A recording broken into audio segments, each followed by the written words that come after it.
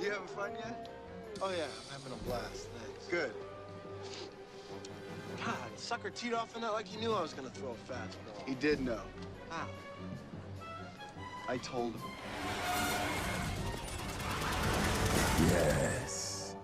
And the next time you screech, it'll explode into millions of eardrums.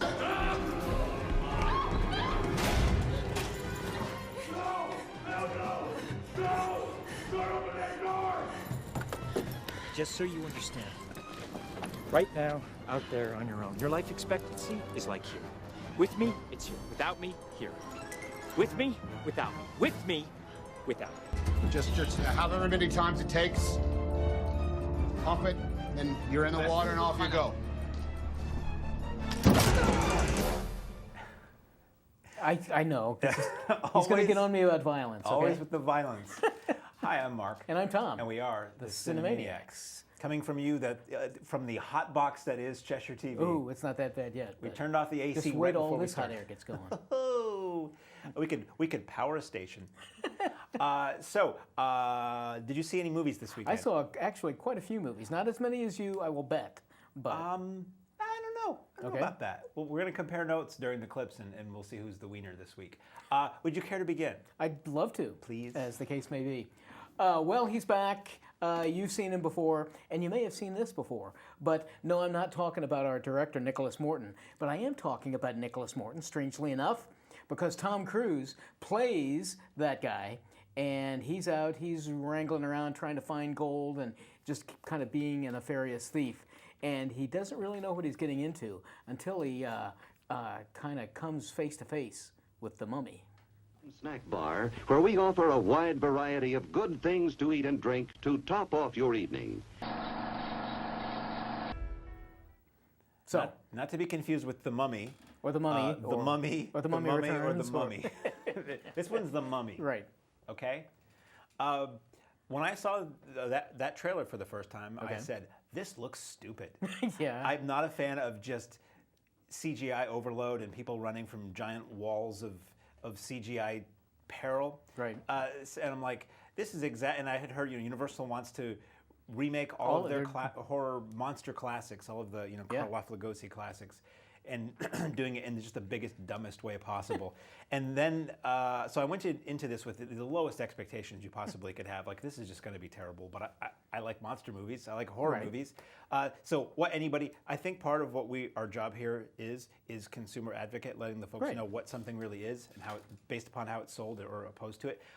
This is not a horror movie. No. This is an action movie. This is a light Tom Cruise action movie. I call it Mission Impossible in Cairo. Exactly. Yeah. It's an action movie with a supernatural backdrop, let's say. It is very odd to see Tom Cruise in this movie. Overall, I like Tom Cruise. And I'm at the point now where I'm like, if he's in it, I believe he had enough faith in his taste in picking projects. This is probably going to be good.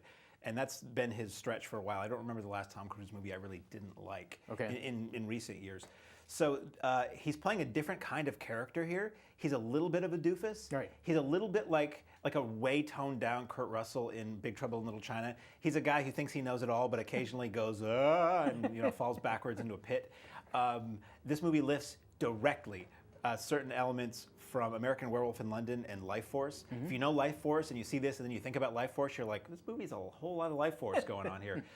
It is really more trying to recapture the feel of the 90s mummy movies that were popular. In talking with the staff at Keene Cinemas where I saw this weekend, they were all referring to the originals as the Brendan Fraser movies. Right. And honestly, nobody in Hollywood cares about anybody who is old enough to remember the 1930s movies or has the patience for 1930s movies, which is too bad. I think Victor Frankenstein was a much closer approximation of throwback horror that we've had in recent years more than this. I think everything that you're going to get from a major studio now is probably going to be like this, pulse-pounding thrill ride with tons of CGI. I liked it. This is getting crapped all over online and in critics right now for whatever reason. I think a lot of people don't like Tom Cruise, and a lot of people are hoping for probably a more serious mummy movie than what you're going to get here. But it looked fantastic. It was not CGI overload. There is CGI, and the trailer pushes that, like where all the windows and all this buildings in London are exploding in showers of glass. And to me, I get a little bored with that. Or the giant sandstorm with a face in it, whatever. But this reminds me of a movie that a lot of people also hated called League of Extraordinary Gentlemen, in which this is part of this new, what do they call it, the Dark Universe. This Universal thing where they're trying to do, like the newest King Kong did with the King Kong and the Toho monsters, there's some umbrella organization that is keeping watch on all the monsters and knows about them, so you're going to see these same people showing up to try to vanquish the monsters in every movie. So here you have Dr. Henry Jekyll in the form of Hugh Jackman. Right. Russell Crowe. Russell Crowe, thank you. Yes. Yeah, they're the same guy, right? Same country. Russell Crowe is Dr. Jekyll, and at one point Tom Cruise is led into his lair and he walks past all of these jars of specimens, and you see references to other Universal classics that we can take as future films or just references. It is a very funny movie. Like, I laughed a lot. Surprisingly. A lot of the action is pretty well done. I felt it was cut a little too fast. It was disappointing because you can see the choreography, and a lot of it is very funny, and they're doing things with mummies and these kind of undead opponents, but they cut away so fast that you can't savor the joke every time, which was disappointing. But overall, I really had a good time with this, and I look forward to if this makes enough money, because they can plan all they want. They can plan 25 movies, but 1 or 2 die, and you're not going to hear about them again. If it does well, I hope to see more of these in future summers. I overall agree with like 80% of what you said. I too enjoyed it. I went in, and is this my fault or the movie's fault? I think it's more the former, but expecting something scarier. But I should have known with Cruise in it, it's going to be more action adventure, which it certainly was. I mean, it's very dark at times. It's just not like a slow building terror. Right. I never felt, and again, it's a major motion picture, and you've got major stars in it, so I never felt any true peril for any of the characters. And so that's when I really kind of sat back and said, okay, this truly is just an action flick, which I should have done going into it. But as you say, I think it's our job to give some heads up to people if they're interested in seeing this thing, so that you can be aware of that. Would I have liked it to be a little bit scarier? Yes, but I too enjoyed a lot of the action stuff. I also agree that I thought sometimes it was cut too tight, too action-oriented, that I wanted to see some of it play out. What I was struck with, as you apparently were too, was how it was much funnier than I expected it to be. And some of it, dare I say, subtle funny. There's a scene about toward the end of the film where Cruise is arguing, where Morton, our main character, is arguing with Dr. Jekyll, and they're going back and forth with the leading lady. And Cruise's comments and reactions are really, this is the plan? What? Are you serious? And it was really pretty funny. So I was having a real good time with that. Sort of hard to believe that I'm saying that this is hard to believe, but the very ending, the way our main character, whether he dies or not, however he ends up, I had a little bit of trouble believing that, but it's clearly necessary because I think, as you said, we know this is at least Universal's attempt to redo all of these, so I'm seeing some pretty clear through lines. We're going to see that again. We're going to see that character again.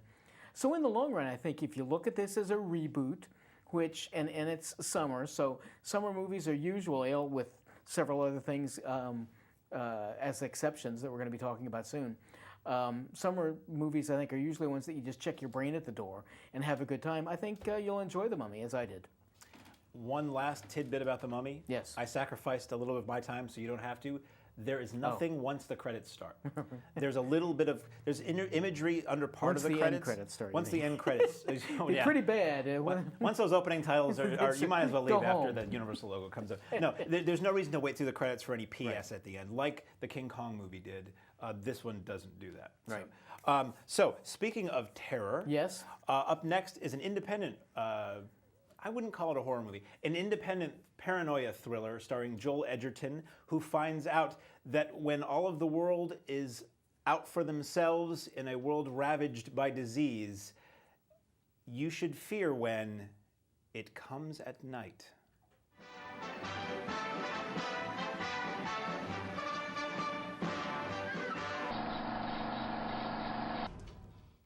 Tough to have a movie with heavy breathing.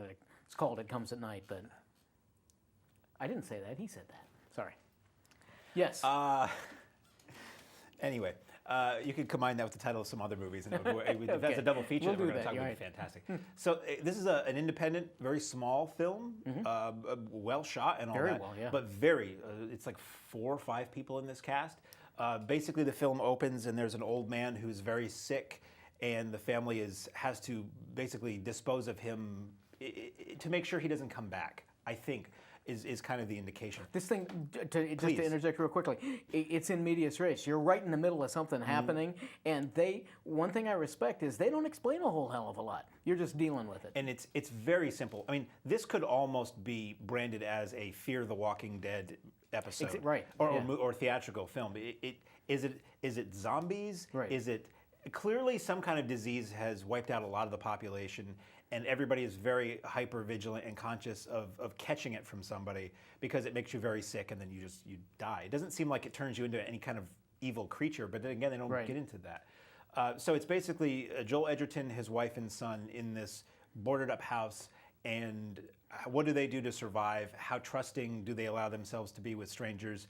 And I don't want to get into what this is about at all, right? Because I never do. There's a lot you could accidentally give away. But it's like if you do decide to let your guard down, is that a good or a bad thing? And it's sort of has larger themes about humanity and trust and generosity and all this other stuff. It is a very brutal film at times, very just brutal in terms of the coarseness of the actions that are taken to maintain their survival, and brutal in seeing those actions. And there's a doggy. And so it's obtuse in some ways. Like, I'll admit, at one point toward the end, it was a warm day, and I got a little comfortable, and it was a dark room, and I dipped a little bit right toward the end, unfortunately. I'm not 100% on some of what went on, like how certain things happened. Okay. But overall, it had a great tone to it that I liked. It had a great sense of not stress isn't the word, suspense and paranoia and dread, and just the unpleasantness of hanging your head low and knowing what you have to do, even though the morals of a previous world told you that wasn't how you handled certain things. This is a movie I think I'd like to see again, to maybe clarify those points if there is any clarification to be had during my long blinks. But overall, I liked it. It's not in very wide release currently. It is, I know it is at Springfield Cinemas and Keene Cinemas locally here, and then you may have to cast a farther net to see it outside our immediate local area. I think it works very well in the theater because you can immerse yourself in it and focus on it really well. Right. I don't think it will suffer much at home because it is such a tiny story. I will say that there were moments, it's not a horror movie. It's kind of being sold as one. It's not. It's more about, if anything, it's the horrors of survival or humanity or whatever. There are moments where this camera is tracking down a long hallway toward this red door. That was really creepy to me. That reminded me of nightmares I had as a kid. So that worked on a pretty visceral level for me. But otherwise, it's more a film about dread and unpleasantness than it is monsters or horror. Right. I thought this was, I went in expecting a horror movie and didn't get it. And that's okay. I figured out pretty early on that was not the case. I think this is one of the more atmospheric and films of foreboding that I've seen in a long time. And that was very effective. Very well shot, fine performances overall. But ultimately, I ended up, I think, having a negative feeling for this film because it didn't come together for me. I didn't feel that it was a forced, overt treatment of style. I didn't feel that they were going for that too much, but you could certainly tell they were conscious of the style that they had. Ultimately, one thing I did respect about this was things would happen.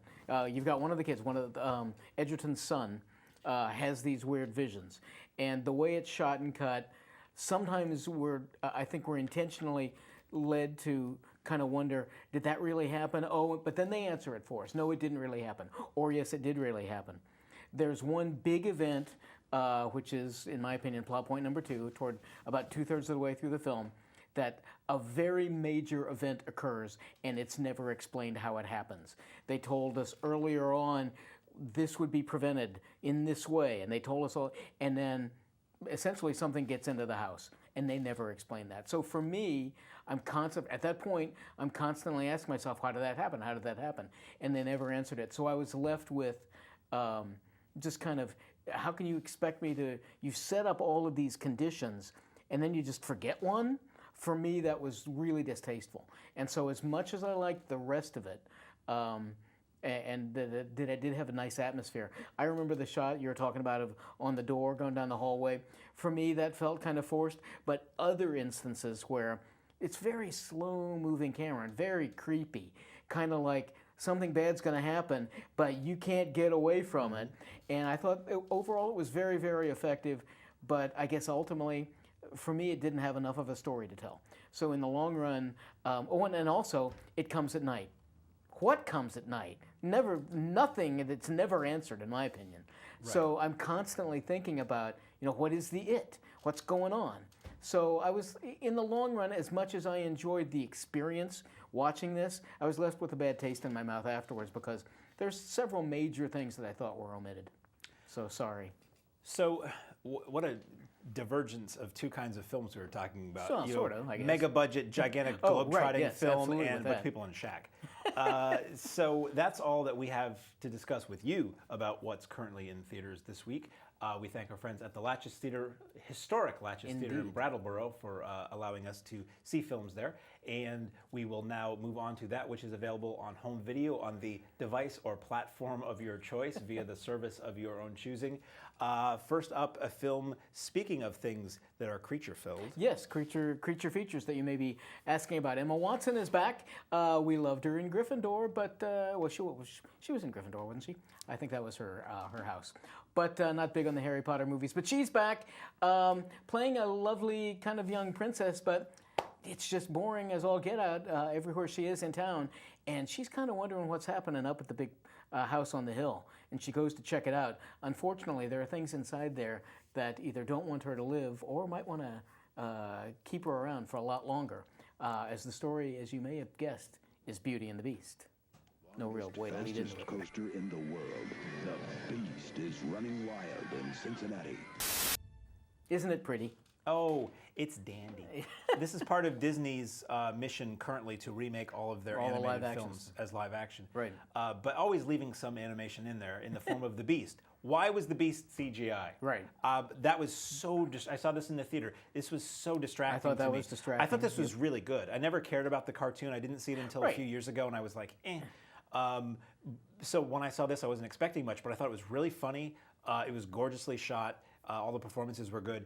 And the Beast, it was just distracting because it's the typical CGI. It doesn't really look like it's there. It doesn't really move accurately. Why was a guy in a suit so much more expensive and harder to do? I don't know. That's my only real quibble with this movie. Otherwise, I thought it was a heck of a good time. From what I understand, most people who are fans of the cartoon, well, I shouldn't say that because I don't know many people who are fans of the cartoon. I know they're out there. I'm just not close friends with any of them.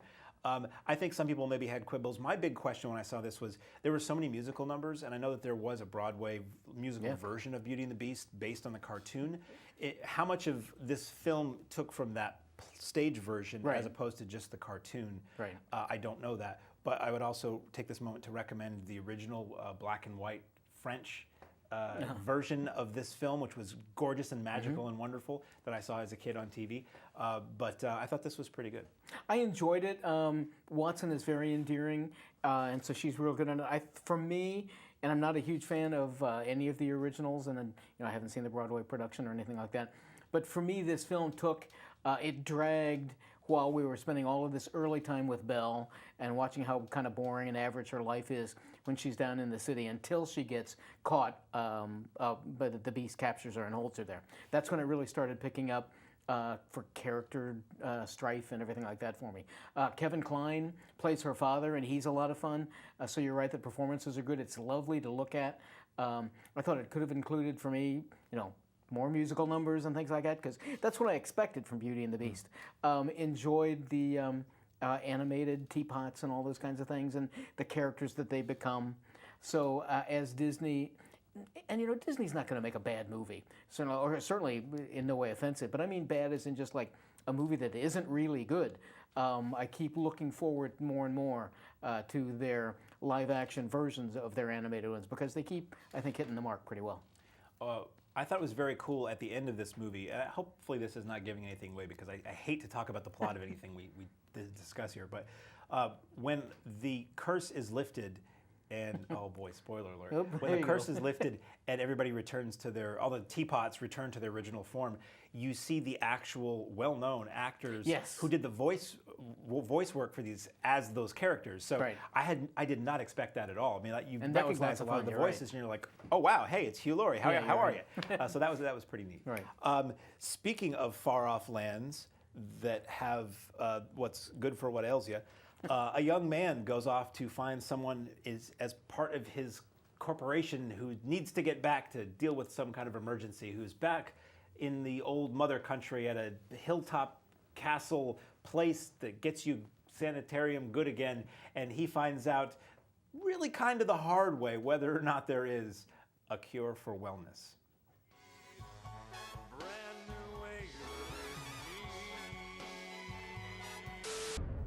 Ooh, creepy. This movie is gives you the heebie-jeebies. It sure does.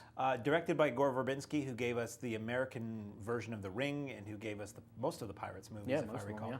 So I knew going into this that it was going to look good, no matter what. Okay. I really liked this movie. This movie was weird and gorgeous to look at and intriguing. And you want to talk about a throwback to the old Universal horror movies. If you slapped the Universal title on this, I would buy it. Because especially toward the end when the deal is revealed and you see who the real bad guy is, or lady, or dog, it felt a lot like an old Universal monster movie. Right. And what went on. It is gruesome and makes you squirm a bit here and there, but mostly it's just this unsettling sense of dread.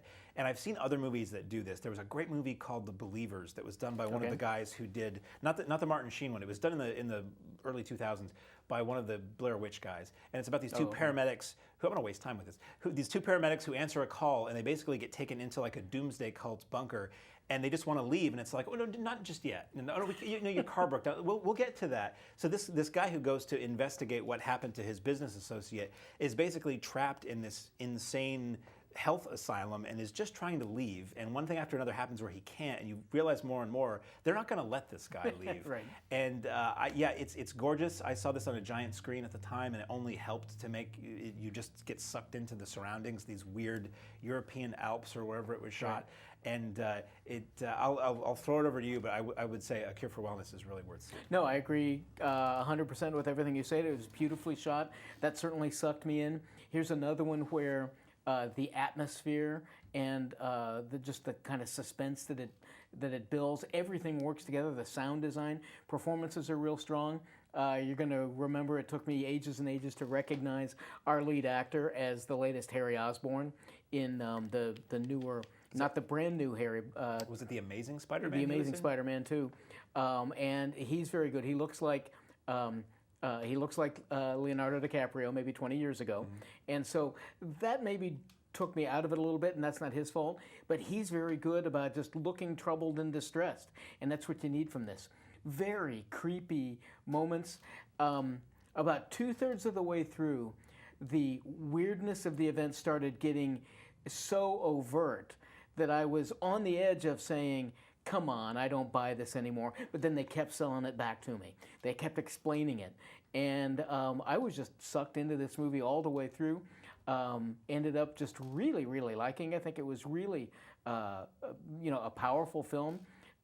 Again, is this one of those where you and I talk every now and then about, do you enjoy watching this? I'm not looking forward to watching it again, but it was really, really well made. And if you're looking for a nice, tight, creepy movie, I thought Cure for Wellness was terrific.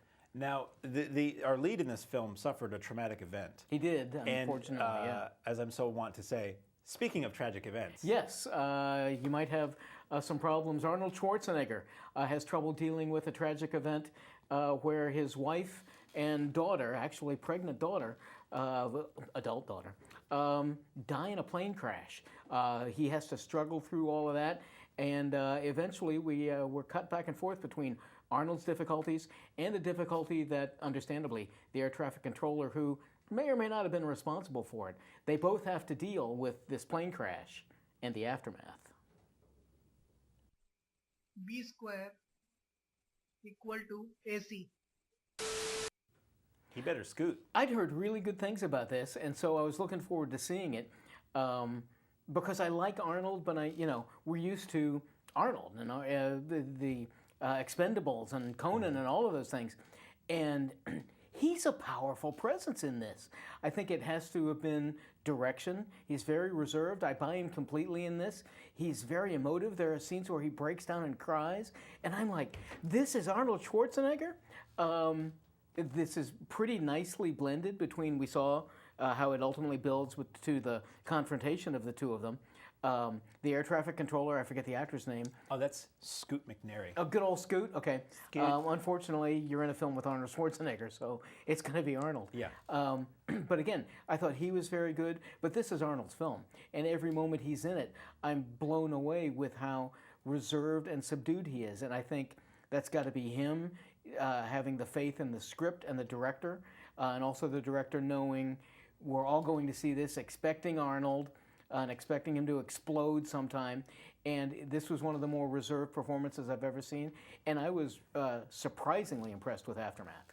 I saw this in the theater, Okay. and I think my friend and I were the only people in the theater who knew who expected what we were going to get. Okay. Because everybody else, I think, was waiting for him to whip out machine guns or something. So there's a sequence where he's yelling. He starts to yell at some airline lawyers in a boardroom. Right. And somebody in the theater yelled out, "Punch him in the face!" And I'm like, yeah, that's not what you're going to get here. I liked this too. This is a small film. It's a little indie drama. Not to give anything away, but Schwarzenegger does not unleash, hell on anybody other than emotionally. He doesn't. It's not an action movie at all. Right. And I agree with everything you said. It's interesting to see Schwarzenegger as an old man, let's say. And I wish he and Bruce Willis and Stallone and all of the Expendables, who people keep desperately wanting to make action movies well past their prime, would just do this instead. Because they can. Most of the guys were good actors before they became action heroes. Right. Not really Arnold, but I buy these people in these roles much more than I do in any more action movies. So it's definitely worth checking out if you're a fan of Schwarzenegger who's willing to see him in a movie where he's not hanging out of a helicopter or wrapping the bandoleros around his arm with carrying the machine gun. He did a film called Maggie a year or two ago that I also have not seen, which I understand is similarly him actually acting in the film. So I hope we see more of that coming up, with or without anybody in the cast named Scoot. So up next, if I may, it's your turn. It's my turn. Oh boy, here we go. Sorry, I'm gonna wing it. So Walter Hill, who gave you such things as 48 Hours and Streets of Fire and The Warriors, returns to the screen with a tale of gender rejiggery and revenge. What happens when, against your will, you have been given the assignment? While people may look at other parts of your body first, ultimately they're going to look at your face to determine if you're ugly. Okay, so what's really going on? That's a real good question.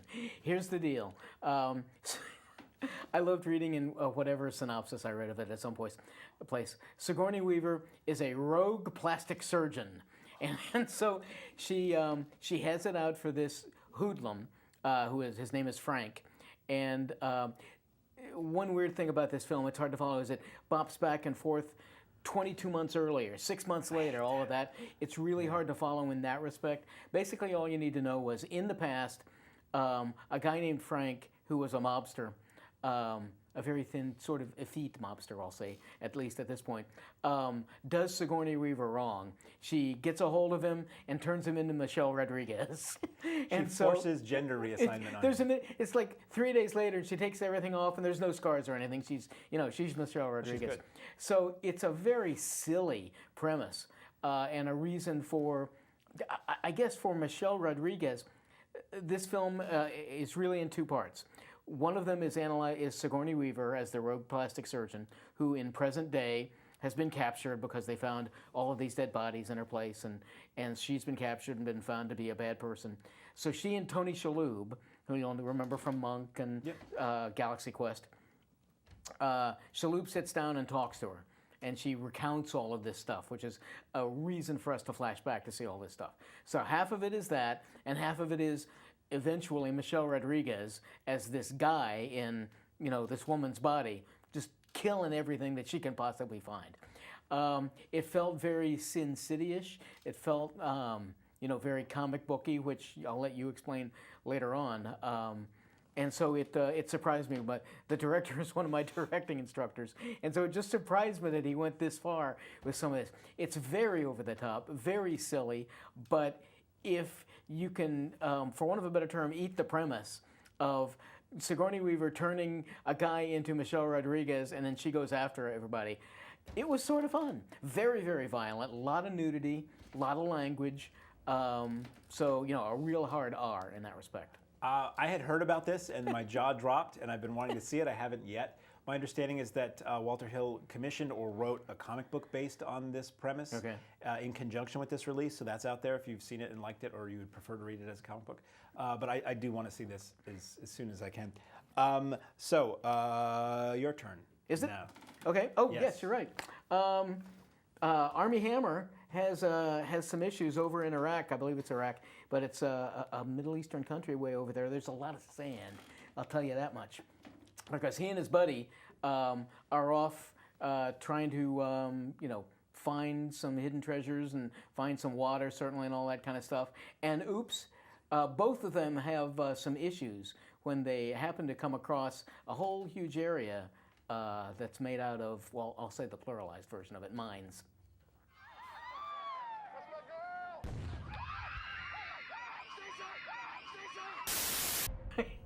Yeah, there wasn't a face in that one. No, it's so funny because I watched this Friday night and then I saw the movies, the Mummy Saturday, and there's a lot of parallels between those two movies. Yes, there certainly are. So Armie Hammer, who's a named talent. Terrific actor. I like him a lot. I almost feel like he's a kiss of death. He really isn't, but I either don't like him in movies or he's in movies that I wind up not liking or aren't successful. Okay. But he was in Social Network and Man from U.N.C.L.E., which Social Network, very well regarded, popular film, and Man from U.N.C.L.E. I liked. So he's not a total kiss of death, but it's one of those where, wow, he's a really big name, and why is this going straight to video? There's usually a very simple answer for that. I was with this movie. So again, the story, for those who may not have been able to see the trailer, the story is two guys are in the Middle East somewhere, two soldiers. They find themselves in a minefield. One survives, the other doesn't. And how does this man survive until help arrives? And it's great. He radios for help, and they're like, as soon as we can be there, it's 52 hours. And we're busy. Like, what? I couldn't refrain from doing anything for 52 hours, let alone not stepping forward. So it's what I wanted, and this is maybe just me, I wanted a survival drama. I wanted a how's he going to figure out how to get out of this, utilizing whatever sparse materials are around him. And what we ultimately get is something akin to a Lifetime movie, where he starts thinking about his past, and it gets very touchy-feely and sobby, and he's hallucinating all these people from his past that are around him, and I was just like, you could, again, I keep thinking fan edit, you could cut this way down to something way more palatable. It does have some, it's really nicely shot for the most part, and the people who are in it are pretty good for the most part. And some of the survival stuff is really like biting your knuckle, like, oh, this is horrifying, and some of the situations he's in with, you know, some combat and things like that. But ultimately, by the time it was over, I was glad it was over. And I found it to be disappointing. I think this is the kind of thing that a lot of people would catch on video or TV as a casual viewing and probably would like it. But I guess its sin was that it wasn't the movie I wanted it to be.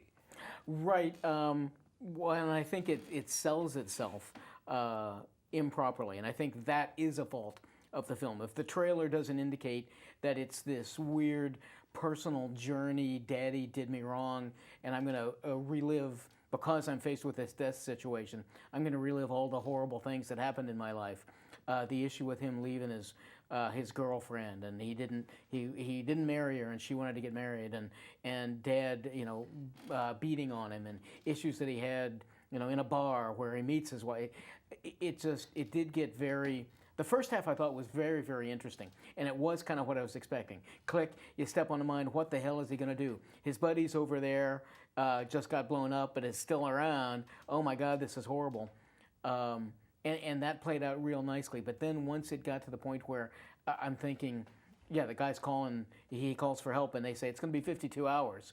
And I'm going, yeah, right. And then we spend like a night or something like that, although we don't see it. We cut to like the next day. I mean, I can't sit in this chair without jiggling my legs for 5 minutes. How's he going to be able to maintain that? And maybe he's a Marine and that's what it takes. Right. But after about halfway through, I just started completely disbelieving that this was even humanly, physically possible, and that's when it started getting into all the mind games and stuff, and it really just kind of lost me. We have ghosts around; they're telling them things, and it just gets too metaphysical for me. That unfortunately, as much as I like Armie Hammer, I thought mine was kind of a waste of time. So speaking of wastes of time. I'm going to give you a little. Not to pre. I'm going to drop you a hint. I didn't think the next one or two were. We have the Arrow Video Corner, the triumphant return of the Arrow Video Corner, because we have time to talk about the Arrow Video Corner. First up, we have a film that is sort of a rare, I don't want to say lost, but a pretty rare slasher film from 1981, talking about where you're going to go when your evil twin sister busts out of the loony bin. That's what it says on this paper right here, the loony bin, and comes after you with her ravenously rambunctious Rottweiler. Well, my friend, you probably will find that you are in the Madhouse. It's a madhouse! A madhouse! Well, it wasn't the shack. I'm sorry. No, no, no. But you do go there to meet God. Well, sometimes, depending on who you go are. to the Madhouse and meet your maker. So as I said, this is the Arrow Video Corner. Yeah. And well, there's a truck brakes outside, and it sounds like eerie movie music. So there you go. 1981 slasher movie that I'd never really heard of. Yeah, I don't recall ever seeing it. I think a lot of Europeans were behind this, shot in the southern U.S. I thought this was pretty darn good. This is like I don't want to say a lost classic, but this is one that I will definitely recommend to people because it's got Riz Ortolani, who did a lot of great score work in 70s, 80s Italian films, did the music, so it's got a really good vibe musically. It's very nicely shot, cool locations. The kills and the murders are like gruesome and weird, and you don't see coming. The killer in this movie uses a Rottweiler as her instrument of his or her instrument of death, and some of those killings are like, wow. At one point, you see the Rottweiler attack like a handyman, and it's actually played by Joe Camp, who's the guy who trained Benji. Probably also trained the dog in this movie. There's nobody in this movie you'd ever recognize, which is fine because you just know them as these characters in the film. And for the most part, the cast is pretty good, especially the female lead. I'm surprised we never saw her in anything else. There are moments of unintentional laughter with the Japanese gardener when he's trying to move some cement out of the back of a truck. So being that it's Arrow, looks and sounds fantastic. Yep, absolutely. Has an audio commentary by the Hysteria Lives, which is a horror-themed podcast, which I've listened to 3/4 of, and it's actually very informative. It's got an interview with the director, interview with, I believe, the screenwriter, one or more of the actors, alternate opening titles, because apparently this had a couple of different titles as it made its rounds in the early days. But I would say if you're a fan of 80s horror or slasher films, it's absolutely worth finding this and checking it out, because I thought it was a lot of fun. Yeah, I had trouble believing this was from the 80s because it seemed, modern enough. Not that the effects are all that spectacular, but I thought, and I too enjoy, for want of a better term, the cheesier horror movies and things like that. Always liked them, always loved the old Hammer movies and things. And I was taken aback by a couple of these. Unfortunately, the trailer shows you a lot of them. Pretty much all. So if you know the trailer, then not going to be a lot of surprises in the movie. But you're right. For want of a better term, cleverness of the way people are killed, and it does just often come out of the blue. I thought, and I was, real into movies, especially horror movies, in the 70s and 80s, and I don't recall Madhouse. And as you say, is it a treasure? I don't quite know, but I think it's certainly, if people enjoy them, I think they're going to have a lot of fun with that. Speaking of having fun with things, yes. Up next, we have another Arrow film. This is actually Arrow Academy, which is their imprint for like the classier foreign art house type films. We have a Polish drama from the early 70s about a young woman who is pure of heart and body who decides to change that and find out what lies within the story of sin.